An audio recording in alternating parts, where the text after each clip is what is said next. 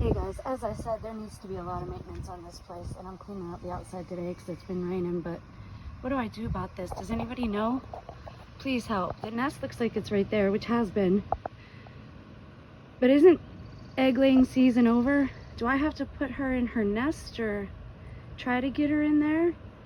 It's gonna be really hot today. She probably shouldn't be up on the roof like that. Her partner was just bringing her some food, I think. And I had found that chilling, but I don't see a baby. So if you could give me help, that'd be great. Bye.